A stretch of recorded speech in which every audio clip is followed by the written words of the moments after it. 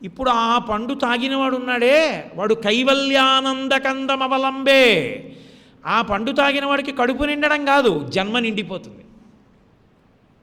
వాడికి మళ్ళీ పుట్టడం. ఆ చెట్టు దగ్గరికి వెళ్ళి ఆ పండు తాగిన వాడికి ఇక శత్రువులు లేరు. ఎందుకని? ఆ చెట్టు కొమ్మలలోనే ఆయుధాలు ఉన్నాయి, వాడి జోలికి ఎవరూ రాకుండా. వాడి జోలికి ఏవి రావు, కామక్రోధాది అరిషడ్వర్గములు రావు. ఎందుకని?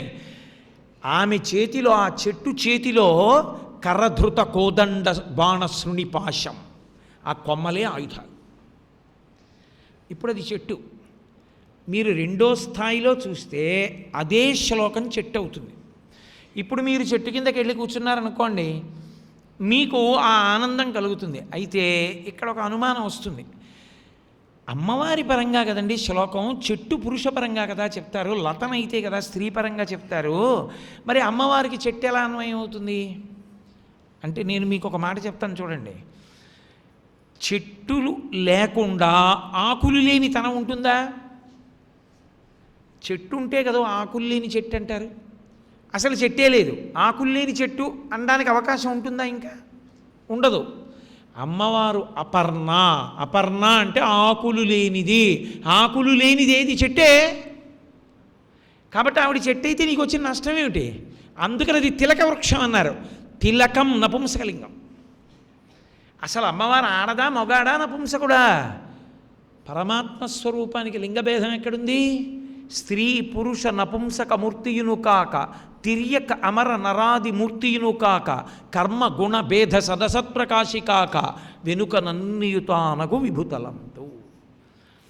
ఇప్పుడు ఆ పళ్ళు తినడము, ఆ పళ్ళు తాగడము అన్న మాటకు అర్థం ఏంటంటే, అమ్మవారి యొక్క అనుగ్రహమును పొందుట. ఎవడు ఆ పరదేవతానుగ్రహాన్ని పొందాడో అటువంటి వాడి యొక్క జోలికి అరిషడ్వర్గములు రాలేవు.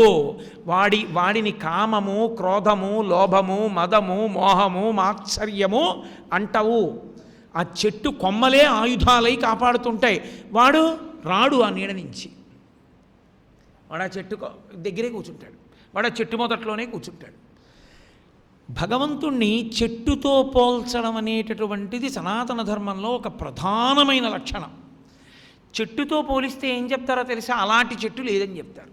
రామాయణంలో శ్లోకం ఉంది, నివాస వృక్ష సాధూనాం ఆపన్నానాం పరాగతి ఆర్తానాం సంశ్రయశ్చైవ యశశ్చైకభాజనం. ఆ చెట్టు ఎటువంటిదంటే నివాస వృక్ష సాధూనాం, ఆ చెట్టు కింద ఉండే వాళ్ళందరూ కూడా సాధు పుంగవులు. అంటే వాళ్ళు పరమభక్తి తత్పరత కలిగిన వాళ్ళు మాత్రమే ఆ చెట్టు కిందకి చేరుతారు. ఆ చెట్టు కిందకి కానీ వచ్చాడా ఎవడైనా, నీడ ఇచ్చేటప్పుడు ఆ చెట్టు ఏమండి మీకు డబ్బెంతుంది, మీరు ఏం చదువుకున్నారో అని అడగదు. చెట్టు కిందకి వెళ్ళడం నీ కర్తవ్యం, చెట్టు మాత్రం నీ దగ్గరికి రాదు. నువ్వు కానీ అమ్మవారి పాదాల దగ్గరికి వెళ్ళడమే చెట్టు కిందకి వెళ్ళడం. నువ్వు అమ్మవారి పాదముల వంక చూసి అమ్మవారి పాదముల దగ్గరికి చేరావా, నివాస వృక్ష సాధూనాం ఆపన్నానాం పరాగతి. ఆపన్నులకు పరగతి ఆవిడ. ఆపన్నానాం పరాగతి ఆర్తానాం సంశ్రయశ్చైవ, ఆర్తులైనటువంటి వారికి కోర్కెలన్నీ తీరుస్తుంది. యశశ్చైకభాజనం. అటువంటి కీర్తి కలిగిన చెట్టు ఇంకొకటి కూడా ఉందనుకుంటున్నావేమో, అదొక్కటే చెట్టు. ఆ పరమాత్మ ఒక్కడే అటువంటి చెట్టు, ఇంకొక చెట్టు లేదు. కాబట్టి మీరు ఇదే శ్లోకాన్ని కంచన కాంచీ తిలకం అన్న దగ్గర మొదలుపెట్టి చెట్టుగా తిలక వృక్షం కింద తీసుకుని బయలుదేరితే అది చెట్టు రూపంలోకి మారుతుంది. ఇప్పుడు మీరు ఆ చెట్టు మొదట్లో కూర్చుని ఊహ చేసి ధ్యానం చేసినా సరే మీకు కామాక్షి పరదేవతానుగ్రహం కలుగుతుంది. కాదు, కంచన కాంచీ తిలకం కరధృత కోదండబాణ శృడిపాశం, ఇది వివరణాత్మకం. ఇక్కడికి వచ్చేటప్పటికి ఏం చేస్తారంటే తిలకం, తిలకం అన్న మాట నపుంసకలింగము అని నేను మీతో మనవి చేశాను కదా. తిలకము అన్న మాటకు అర్థం ఏంటి?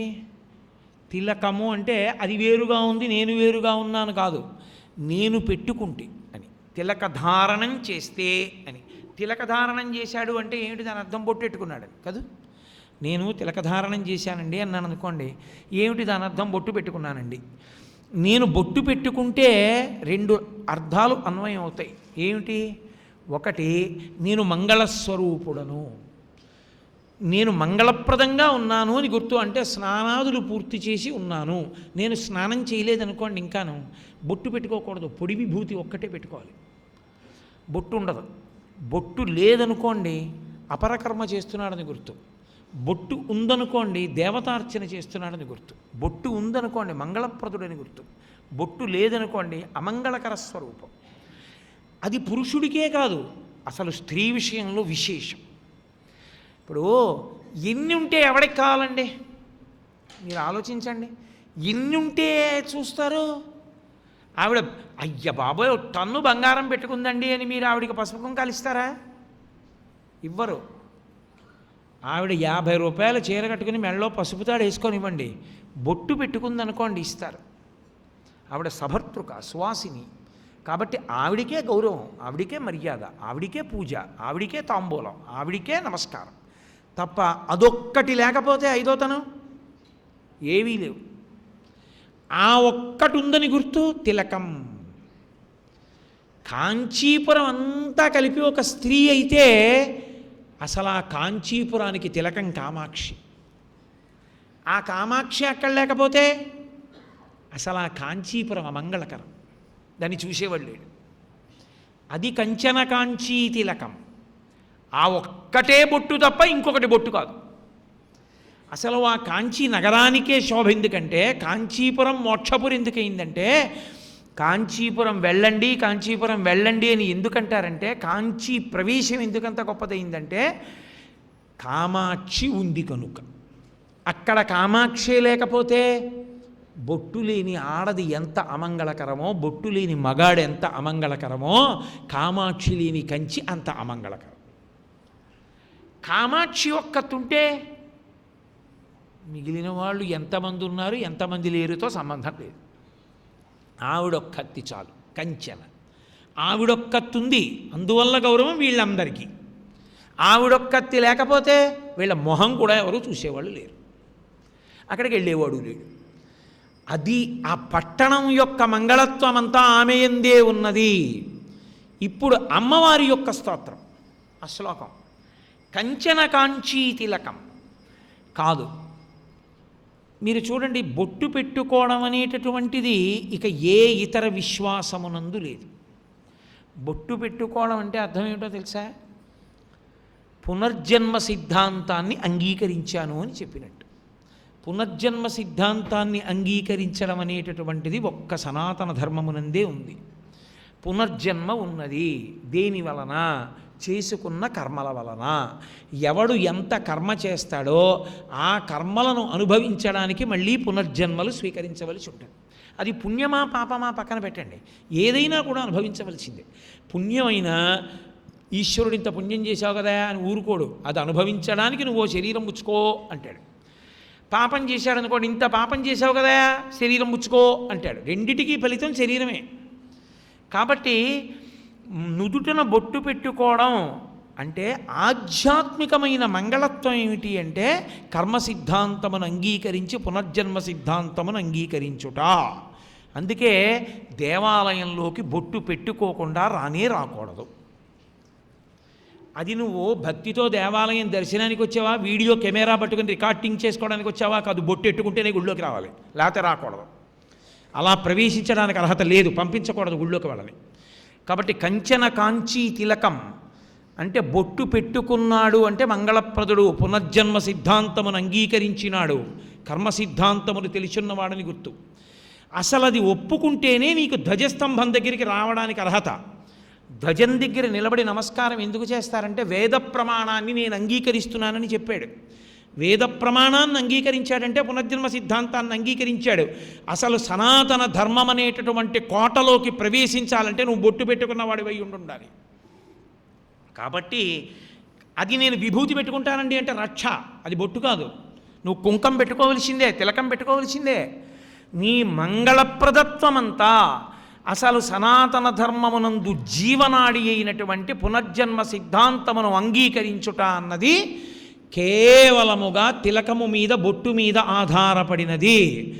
ఆంతరమైన మంగళత్వము కానీ బాహ్యమునందు మంగళత్వము కానీ బొట్టు మీద ఆధారపడినట్టే కాంచీపురము యొక్క ఆంతరమంగళత్వము కానీ బాహ్యమంగళత్వము కానీ కామాక్షి వలదనే ఉన్నది.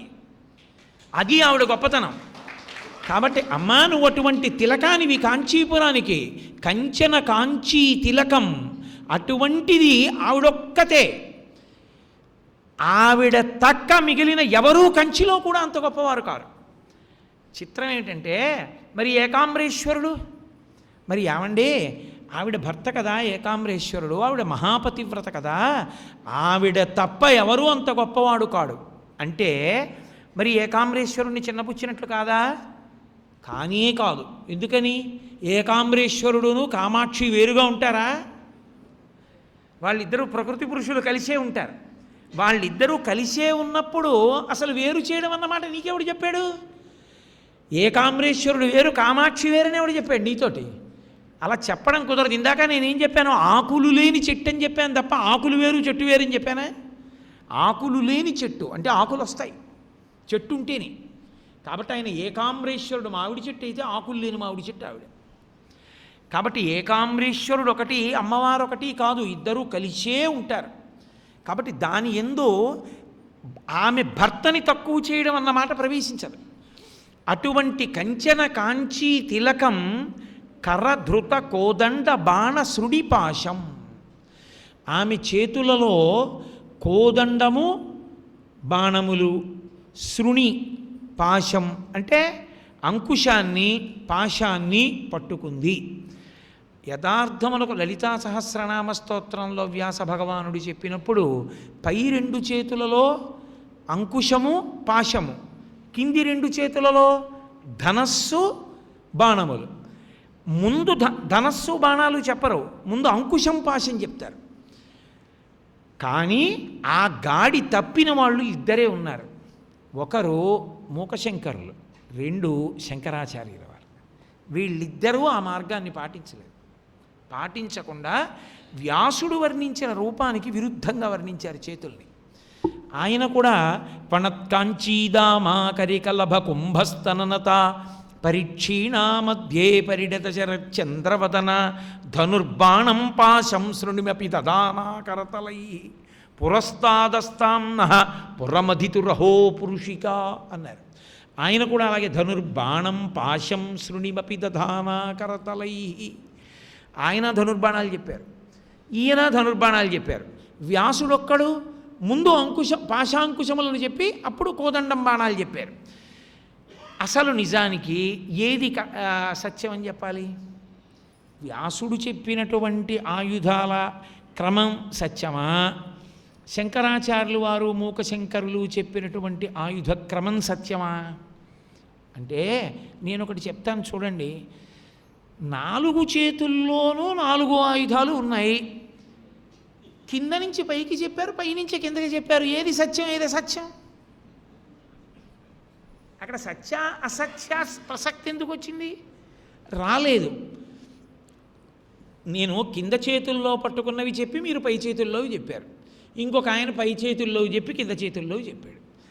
ఇప్పుడు సత్యం అసత్యం కాదు, కానీ క్రమం మారింది. క్రమం మారినప్పుడు ఏ క్రమం ప్రధానం? వ్యాసుడు చెప్పిందే ప్రధానం. అది మాత్రం ఇంకా తిరుగులేని సత్యం. మరి శంకరులు మూకశంకరులు ఎందుకు మార్చి చెప్పారు? అలా చెప్పకూడదు కదా.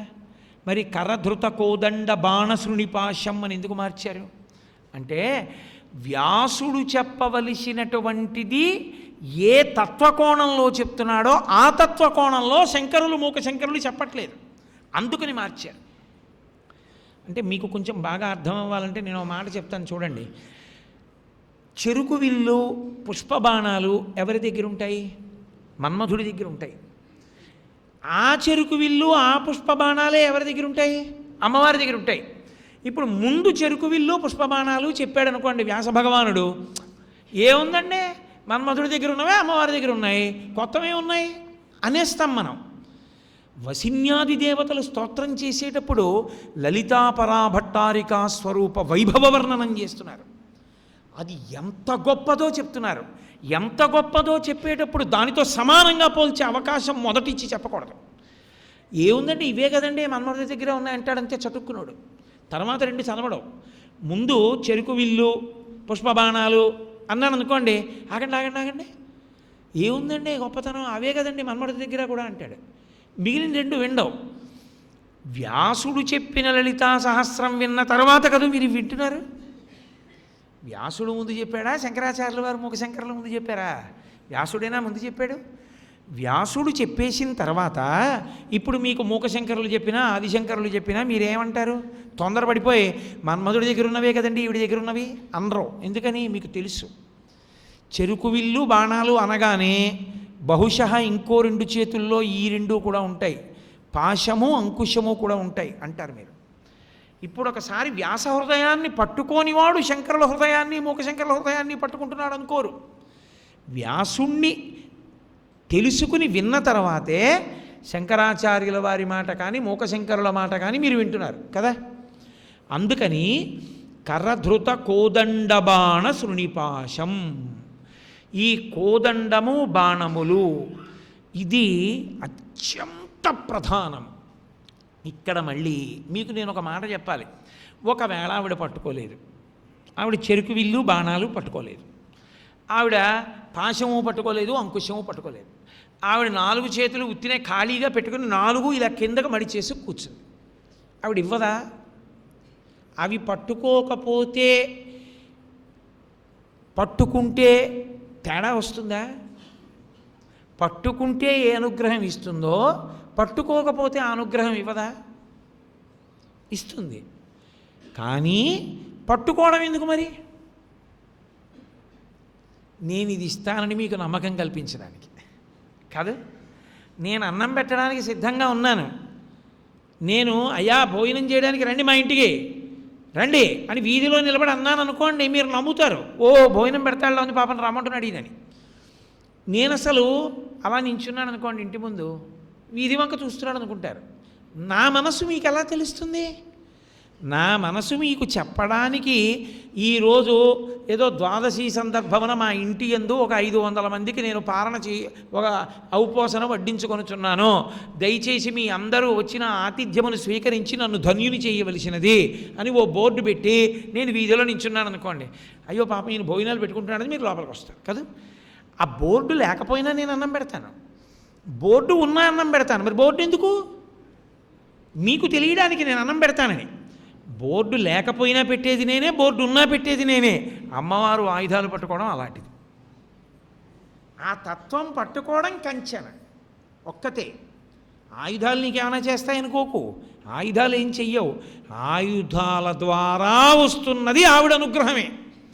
అవి లేకపోయినా అనుగ్రహిస్తుంది, అవి లేకపోయినా అనుగ్రహిస్తుంది. కాబట్టే ఓ గమ్మత్తుంది, ఆనందవల్లీ స్వరూపంలో ఉంది అగస్త్య మహర్షి పూజ చేసిన చోట ఆవిడ. కాబట్టి ఆ తల్లి ఆయుధాల్ని పట్టుకుంది అంటే ఏ కారణము చేత పట్టుకుందని నువ్వు ఆలోచించమని దాని అర్థం.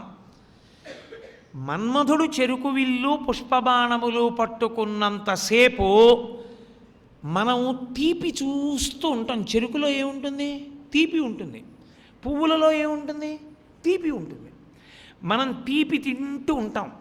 ఆయన చేతిలో ఉన్నటువంటి చెరుకు విల్లు పుష్పబాణములు మన మీద పడినంతసేపు కూడా కేవలం ఏదో స్త్రీ పురుష సంబంధమైన కామమే అని మీరు అనుకోకండి. లౌకికమైనటువంటి కామము కలుగుతూనే ఉంటుంది. ఆ కోరిక అనుభవిద్దాం, ఈ కోరిక అనుభవిద్దాం, అక్కడికి ఎడదాం, ఇక్కడికి ఎడదాం, అది చేద్దాం, ఇది చేద్దాం, కోరికలు పుడుతూనే ఉంటాయి. అదే అమ్మవారు పట్టుకుందనుకోండి, కోరికలన్నీ ఆగిపోతాయి. కోరికలన్నీ ఆగిపోవడం అంటే ఇంక అసలు అతను ఏమీ చెయ్యడా అండి అని మీరు అనుకోకండి. చేస్తాడు. ఎలా చేస్తాడో తెలుసా? ఆయన చేసేవి అన్నీ కూడా, ఆయనకి సుఖములన్నీ కూడా ఏవి అంటే భగవత్ సంబంధంగానే సుఖం. భగవంతుడి సంబంధాన్ని పక్కన పెట్టి ఆయనకి సుఖం ఉండదు. ఆయన తింటాడు చక్కెర పొంగలి, ఆయన తింటాడు పులిహార. ఎప్పుడు? భగవన్నివేదితమైతేనే. భగవన్నివేదనము కాని పదార్థం తినడం. చాలామంది స్వీట్ స్టాల్లో మేము తినవండి, హోటల్లో మేము తినవండి అంటారు. ఎందుకు తినరు? ఇప్పుడు మీ ఇంట్లో పులిహార వండారండి, హోటల్లో పులిహార వండారు. మీ ఇంట్లో అన్నం వండారు, హోటల్లో అన్నం వండారు. మీ ఇంట్లో కూర వండారు, హోటల్లో కూర వండారు. ఏమిటి ఇక్కడ తినడానికి అక్కడ తినడానికి తేడా? ఇక్కడ తింటే కడుపు నిండింది, అక్కడ తింటే కడుపు నిండింది. ఎందుకు తినడు హోటల్లో? ఒక్కటే కారణం, వాడు భగవన్ నివేదనము చేసి పెట్టలేదు. ఏమో వాడు చేశాడేమో మీకు ఎలా తెలుసండి అంటారేమో. భగవన్ నివేదనము చేసి వడ్డించినదైతే చెప్పులు వేసుకుని మీకు వడ్డించడు, ఎడంచేతిలో పాత్ర పట్టుకుని వడ్డించడు. భగవత్ ప్రసాదమును నువ్వు తింటున్నది నిజమైతే నువ్వు చొక్కా వేసుకుని తినవు. కాబట్టి అది ఎలా ఈశ్వర ప్రసాదమైంది? కాబట్టి తినడాయన. కాబట్టి అగ్రహారంలోకి వెళ్ళి అయ్యా ఇంత భోజనం పెడతారా అని అడిగి తింటాడు. అది కారణం. అంటే ఆయనకి అన్నం కాదు కావలసింది, భగవత్ ప్రసాదం కావాలి. ఈశ్వర సంబంధం ఉంటే తింటాడు, ఈశ్వర సంబంధం లేకపోతే ఈ కడుపుకి ఇంకోటి తింటాడు. ఓ చెట్టుకున్న పండు తీసుకుని తింటాడు, ఇప్పుడు దోషం లేదు. ఆవు దగ్గరికి వెళ్ళి అయ్యా కాసిన పాలు ఇవ్వండి అని కాసిన పాలు తాగుతాడు, లేదా తటాకంలో ఉన్న కాసిన నీళ్లు తాగి కడుపు నింపుకుంటాడు తప్ప ఆయన తినడు ఇంకోలా. ఎందుకు తినడు? ఒక్కటే కారణం, అది భగవత్ ప్రసాదము కాదు. ఇప్పుడు నాలుకకి కావాలా, భగవత్ సంబంధంతో కావాలా? భగవత్ సంబంధంతో కావాలి. భగవంతుడికి నివేదన చేసి నీకు పెట్టాడు, ఉప్పు ఎక్కువైంది అన్నాడు. ఆ మాట ఆ కూర పక్కన పెట్టి ఒక్క ముక్క తీసుకుని ఇంత అన్నంలో తినేసి ఇంతే కూరతో అంత అన్నం తినేసి ఉత్తరాపోసనం పట్టేస్తాడు. పట్టి ఉప్పు ఎక్కువైందమ్మా చూసుకోండి అని చెప్తాడు తప్ప ఉప్పు ఎక్కువైంది అండవు. అది ప్రసాదం, అందులో ఉప్పు ఎక్కువైనా కారం ఎక్కువైనా ప్రసాదం, రుచి చెప్పడు. అది దానిలో లేదు, ఇక్కడుంది ఆ సంస్కారం. అది ప్రసాదం ఎప్పుడు? నీకు సంస్కారం ఉంటే. అది ప్రసాదం కాకుండా ఎప్పుడు పోతుంది? నీకు సంస్కారం లేకపోతే. నీ సంస్కారము చేత ప్రసాదమైనట్టే అమ్మవారి చేతి 5 బాణములు ఎవరి మీద పడతాయో, అమ్మవారి చేతి చెరుకు విల్లు ఎవరు చూస్తారో వాడికి సుఖములన్నీ ఈశ్వర ప్రసాదములు. అంటే ఇప్పుడు ఆయన మాధుర్యం అనుభవిస్తాడు.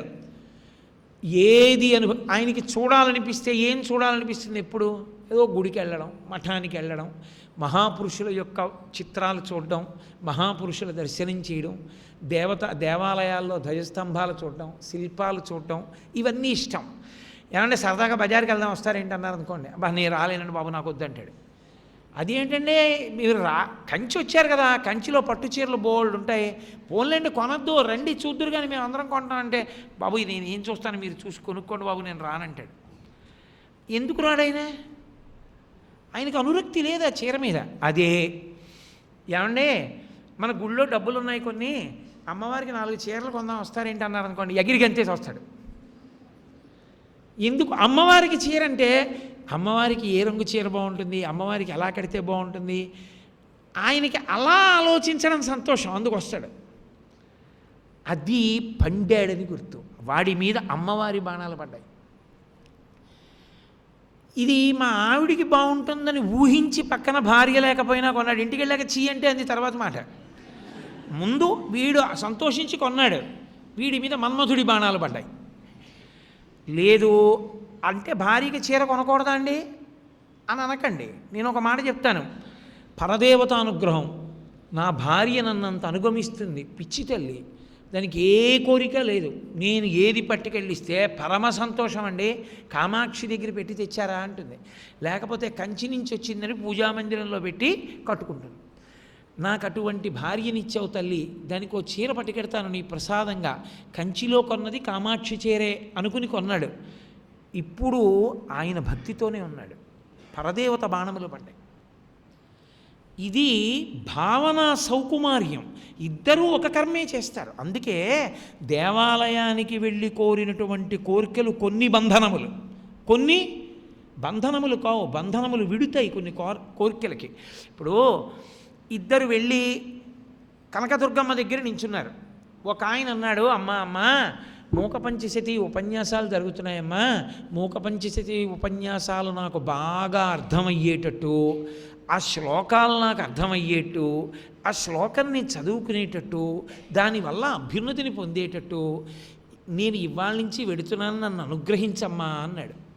ఒక ఆయన అన్నాడు, అమ్మ అమ్మ నా కొడుకు పరీక్షకు వెళ్తున్నాడు, వాడు తప్పకుండా ఆ పరీక్షలో నెగ్గి వాడి జీతం ఇంకో 10,000 రూపాయలు పెరిగేటట్టు చూడమ్మా అన్నాడు.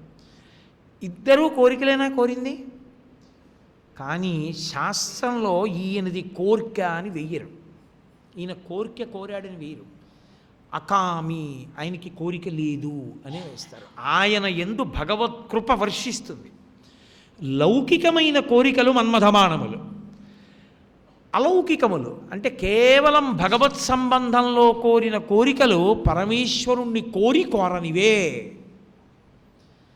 నాన్నగారి దగ్గరికి వెళ్ళి నాన్నగారండి కరెంటు బిల్లు ఎక్కువైపోతుంది అంటున్నారు కదా, మీరు దెబ్బలాడకండి నాన్నగారండి, అరుగు మీద కూర్చొని చదువుకుంటున్నావు ఏమిటని, పరీక్షలు వచ్చేస్తున్నాయి కదా నాన్నగారు, అందుకని నేను 9 వరకు ఇంట్లో చదువుకుని 10 వరకు ఎవరు ఉండరు కదా, బయట అరుగు మీద కూర్చుని స్ట్రీట్ లైట్ కాంతిలో చదువుకుంటాను నాన్నగారు అన్నాడు అనుకోండి.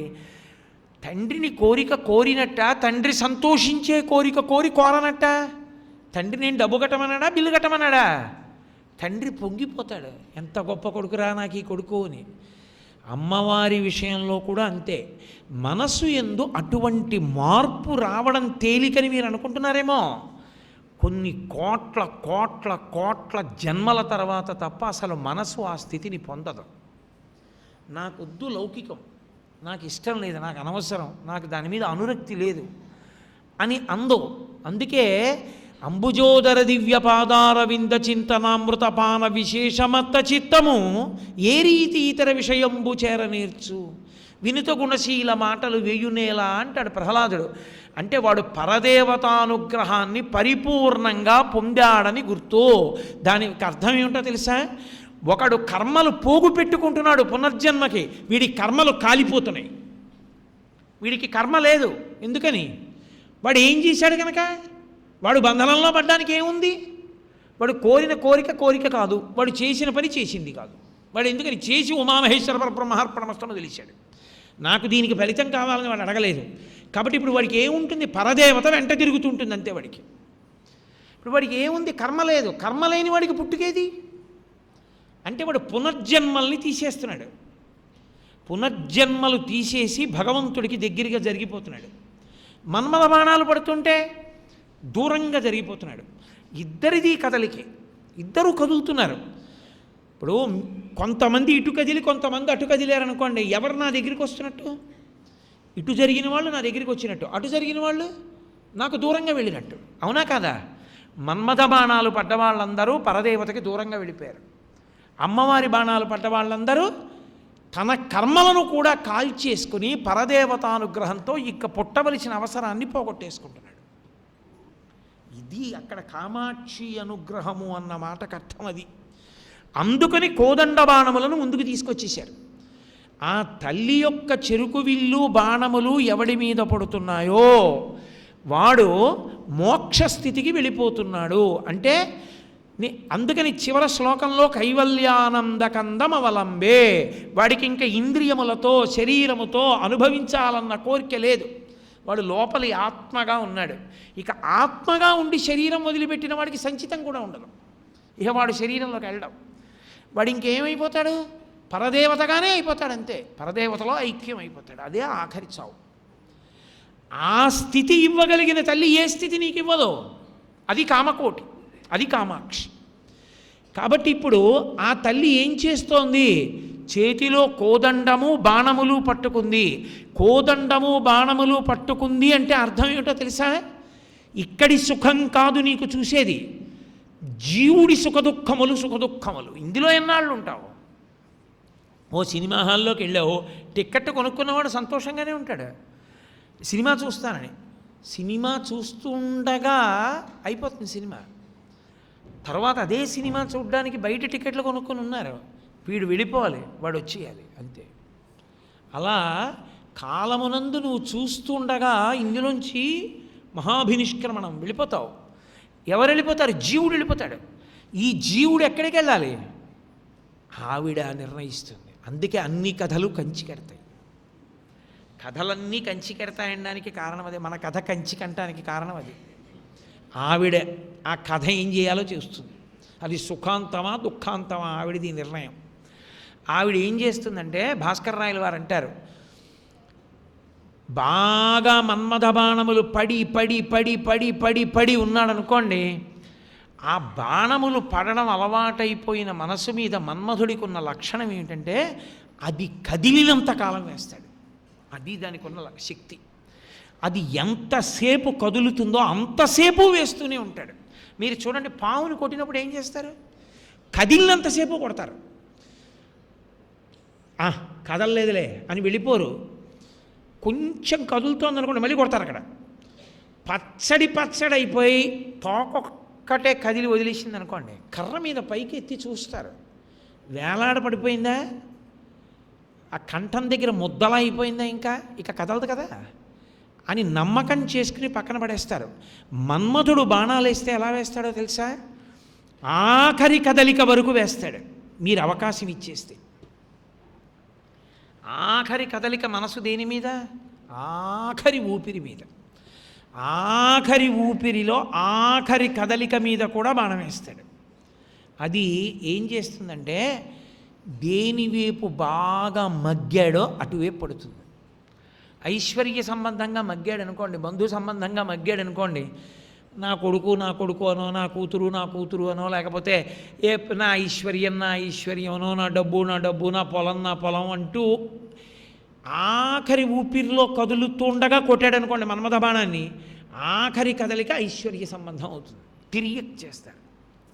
తిరియక్ చేసి వెన్నుపావుని అడ్డంగా పెట్టి బుద్ధిలేని ప్రాణిని చేసి తలయందు కోరయందు విషం పెట్టి పంపిస్తారు. చీకట్లోనే తిరగాలి, పగటిపూట బయటికి రాడు. ఆఖరికి ఎప్పుడో అప్పుడు తెలియకపై పగలో చీకటి బాగా పడకముందో వచ్చి చచ్చిపోతాడు. తల పగల కొట్టేస్తారు. అందుకే అథవా దీనికి విరుద్ధం క్రోధం. ఎవరి మీదో కక్ష పెట్టుకుని ఆలోచిస్తున్నాడు అనుకోండి, అది కూడా మన్మథ బాణమే.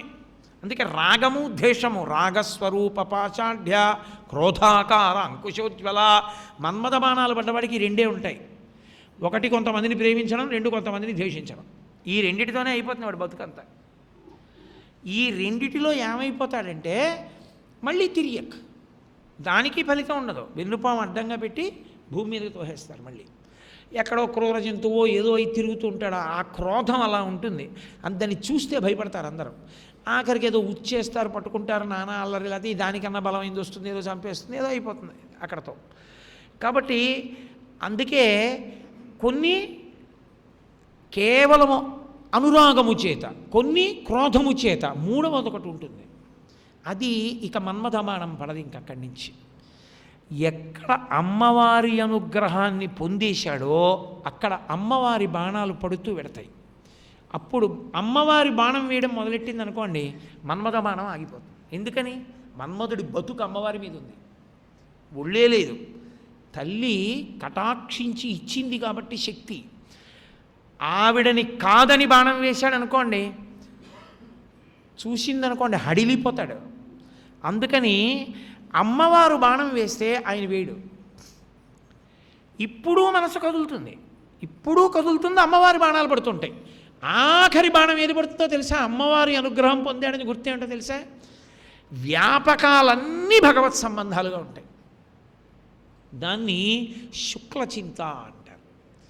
ఎప్పుడు నేను ఇంకా ఆ పుస్తకం చదవాలి, నేను ఈ పుస్తకం చదవాలి, నేను అక్కడికి వెళ్ళాలి, నేను ఈ పూజ చెయ్యాలి, నేను ఒక 3 రోజులు మౌన దీక్ష పట్టాలి, నేను ఒక 50,000 కుదురుగా కూర్చుని 50,000 మంత్రజపం చెయ్యాలి, నేను ఆ మఠానికి వెళ్ళి కొన్నాళ్ళు ధ్యానం చేసుకోవాలి, నేను ఒక వారం రోజులు ఆ మఠానికి వెళ్ళి మఠం తుడుస్తూ నాకేమీ వద్దు, మఠంలో అన్నం తింటూ ఏ లౌకిక ప్రసంగం చేయకుండా, సెల్ ఫోన్ కూడా దగ్గర లేకుండా 7 రోజులు లౌకికమైన మాట మాట్లాడకుండా బతకాలి, ఆ 7 రోజులు నా జీవితంలో తపస్సు కావాలి, అలా ఏవో లెక్కలు పెట్టుకుంటూ ఉంటాడు.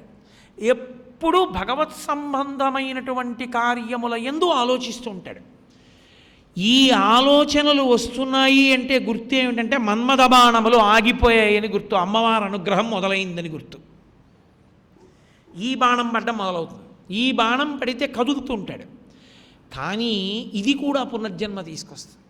ఎలాంటి జన్మ వస్తుందంటే పరమశాస్త్రపారంగతుడై, పరమ భక్తి తత్పరుడై, నిష్కామ కర్మ చేసేటటువంటి గొప్ప వ్యక్తి కడుపున పుట్టి చిన్నతనం నుంచి తండ్రి దగ్గర అనుష్ఠాన బలం తెలుసుకుని భగవంతుడిని అర్చన చేస్తూ భగవంతుడి యొక్క అనుగ్రహంతో జన్మల యొక్క పరంపరని తగ్గించేసుకుని పరదేవత యందు కలిసిపోవడానికి సిద్ధపడిపోతాడు. ఇక ఒకసారి ఆ స్థాయి పొందిన తర్వాత పతనం ఉండదు. అమ్మవారు ఆ జాగ్రత్త తీసుకుంటుంది, అలా తీసుకెడుతుంది ఆ ప్రయాణాన్ని. అసలు ఆ బాణం పడలేదనుకోండి, మళ్ళీ ఇక కొన్ని కోట్ల జన్మల వరకు మీకు అవకాశం ఉండదు. వెళ్ళిపోయారనుకోండి, ఒక్కసారి తిరియక్క కింద వెళ్ళిపోతే ఇక మళ్ళీ రాడిహ మనుష్యుడిగా కొన్ని కోట్ల జన్మల తర్వాత ఎప్పుడు. అందులో కలియుగమునందు ఏమిటో తెలుసా, కృతయుగంలో ఇవ్వరు పునర్జన్మ.